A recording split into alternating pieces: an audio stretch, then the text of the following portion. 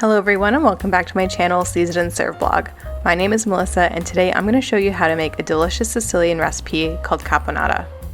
Caponata is a dish that's similar to French ratatouille where various vegetables including eggplant, peppers, celery, onions, as well as capers and olives are used. This dish is a great balance of sweet and savory flavors and can be enhanced by adding canned tuna for extra protein. So if you want to see how I make my summer caponata, just keep on watching.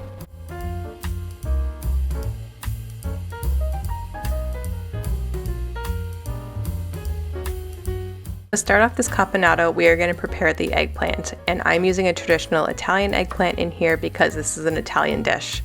I'll remove the top of the eggplant and then cut it into slices that are 2 centimeters thick. I'll then cut the eggplant into long strips and then cut all the strips into about 2 centimeter square pieces.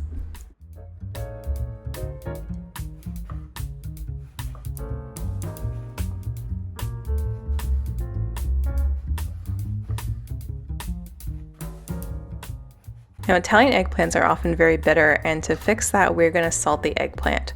So I'm adding all of the cubed eggplant into a colander and then sprinkling it with some salt.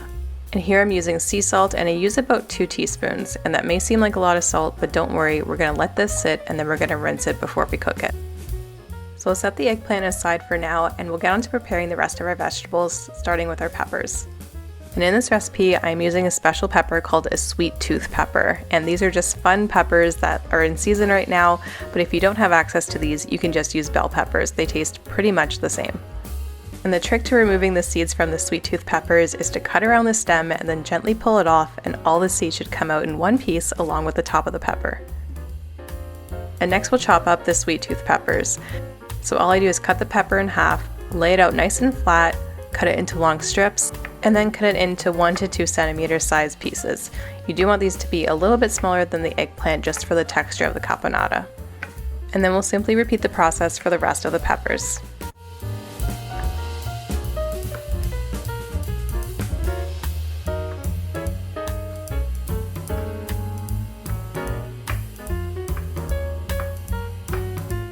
Once all the peppers are chopped, we'll just put that to the side of our cutting board for now, and then we'll get ready to prepare our onion.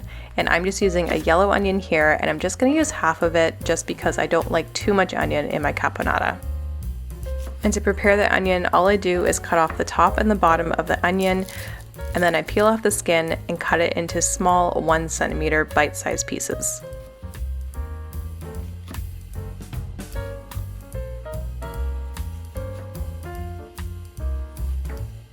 Once the onion is cut nice and small, we'll just set it aside for now, and then we'll prepare our celery.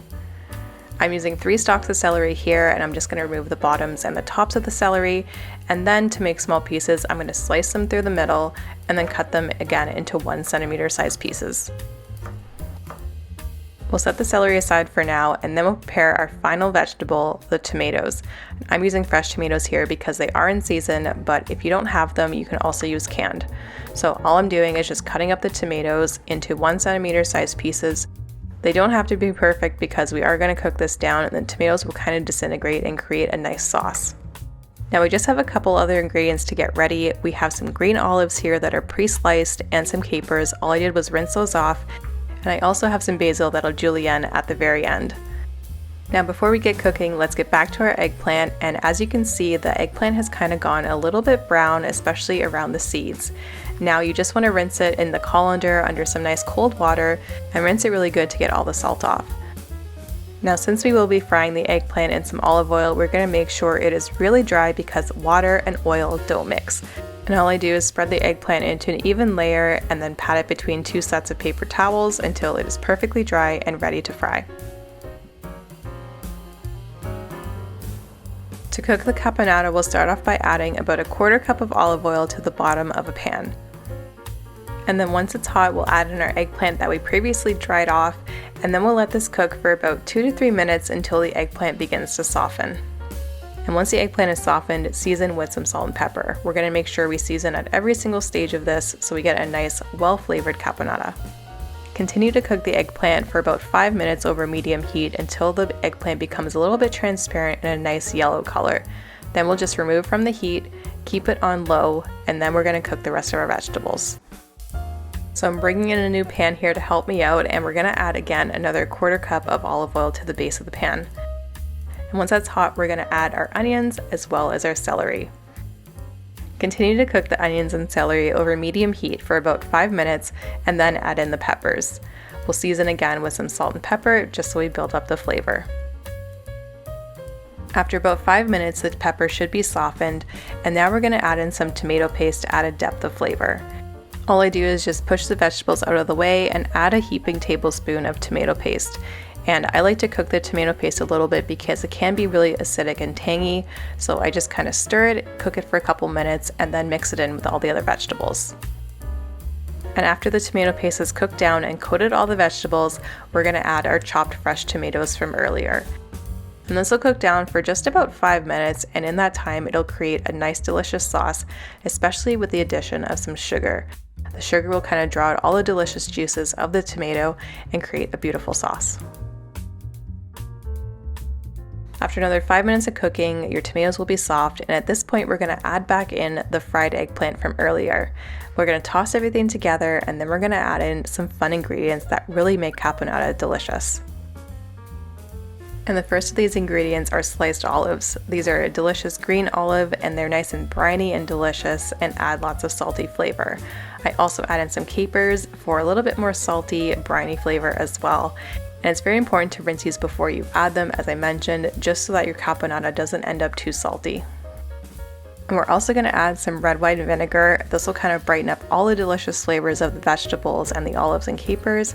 And we're also going to add some balsamic vinegar for the same thing, but also to add a little bit more sweetness to the caponata. We'll give everything a final stir and then make sure to taste it for seasoning.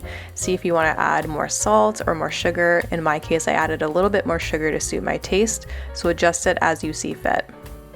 And then remove the caponata from the heat and just let it cool. You don't want to cook the vegetables all the way down. You still want them to have a nice little bite and be al dente. Once the caponata is at room temperature, it's ready to serve. All I do is spoon it into a nice big serving platter and then garnish it with some freshly julienne basil and a sprinkling of toasted pine nuts. The pine nuts are optional, but they add a really nice crunch and buttery flavor. And with a final garnish of whole basil leaves, your summer caponata is done. Now you can serve the caponata just like this at room temperature or even chilled, but I like to add a little bit of tuna packed in olive oil to add a little bit more protein. And my favorite brand for this is the Rio Mare tuna. It is so delicious. It's from Italy and it is just amazing. You get nice big chunks of tuna instead of the small flakes, and it's incredibly flavorful because it's packed in olive oil. Whether you serve the summer caponata warm or chilled, with tuna or without tuna, I hope you enjoy it this summer. This is a great seasonal summertime dish as it uses lots of vegetables that are in season right now, and it is light and healthy, so it won't weigh you down in all the summer heat. If you want the full recipe for my summer caponata, you will find it on my blog, and I'll leave that linked in the description box below. Thank you so much for watching, and I'll see you in the next video.